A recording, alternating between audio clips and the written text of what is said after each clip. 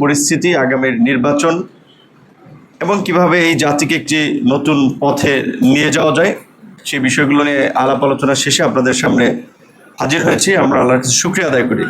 আপনারা জানেন যে এই জুলাইয়ে ছাত্র জনতার একটি সফল গণ অভ্যুত্থানের মধ্যে দিয়ে আমরা দীর্ঘ 16 বছরের ফ্যাসিবাদ হটিয়েছি। যেই ফ্যাসিবাদের আমলে এই দেশের সাধারণ মানুষ, আলেম ওলামা সকলেই নির্যাতিত, নিষ্পেষিত, নিগৃহীত হয়েছে এবং বাংলাদেশ কার্যত প্রতিবেশী দেশের একটি করদ রাজ্যে পরিণত হয়েছিল।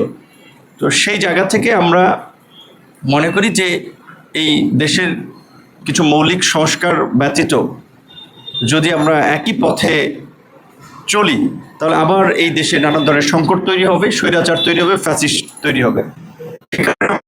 যে এই জুলাই গণ অভ্যুত্থানের যারা হত্যাযজ্ঞ চালিয়েছে, নির্মমতা চালিয়েছে, গণহত্যা চালিয়েছে, তাদের একটা দৃষ্টান্তমূলক বিচার হওয়া দরকার এবং একই সাথে এই গণহত্যার সাথে জড়িতদের রাজনীতি বাংলাদেশে অন্তত হওয়া উচিত না। আমরা তো ইউরোপ আমেরিকার চেয়ে ধরেন বেশি উদার না বলতে গেলে আর কি বিশ্ববাসীর চোখে।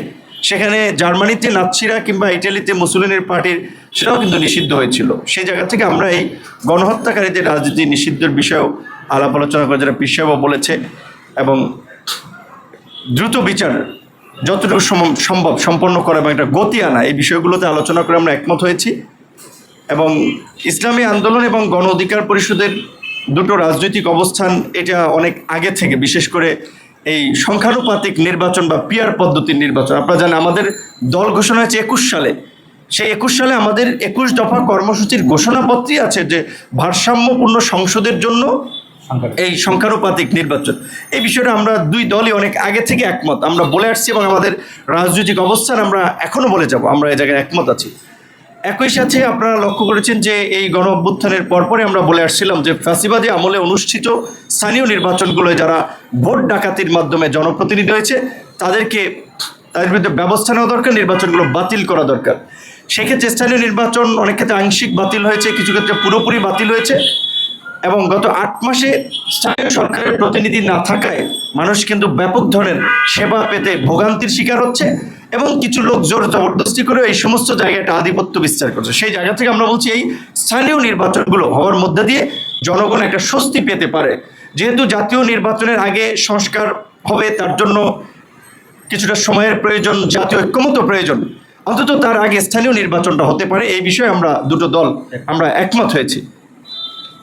একই সাথে এই বাংলাদেশের যে বিশেষ করে ভৌগোলিক কারণে যে বিদেশি আগ্রাসন এবং আধিপত্যবাদী শক্তি সবসময় রাজনীতির কলকাঠি নাড়ার চেষ্টা করে, সেই ক্ষেত্রে ভবিষ্যতে যেন সেটা না পারে, এই জন্য আমরা আধিপত্যবাদ, আগ্রাসনবাদ ও সাম্রাজ্যবাদ একটি কল্যাণমূলক রাষ্ট্র তৈরির বিষয়ে আমরা একমত হয়েছি, যেখানে ইসলামী মূল্যবোধ বিরোধী, ইসলামী আদর্শ বিরোধী কোনো কর্মকাণ্ডকে আমরা নৈতিকভাবে সমর্থন করব না। সেক্ষেত্রে ইসলামী আন্দোলনের পক্ষ থেকে এই নারী কমিশনের সুপারিশের বিষয়টি আমরা এখানে আলোচনা এসেছে। আমরা যদিও প্রতিবেদনটি পুরোপুরি দেখি নাই, তবে সেখানে যদি ইসলামী মূল্যবোধ আদর্শের সাথে সাংঘর্ষিক ইসলামপন্থী, ইসলাম বিরোধী কোনো বিষয় থাকে, সেটা তো আমরা নৈতিকভাবে ধর্মবিরোধী এবং অনেকে বলছে হিন্দুদেরও উত্তরাধিকার আইনের বিষয়ে আপত্তি আছে, সেই বিষয়গুলোকে আমরা সমর্থন করি না। এই বিষয়গুলোতে আমরা একমত হয়েছি। আপনাদের সকলকে ধন্যবাদ এবং শুভেচ্ছা। মাশাআল্লাহ।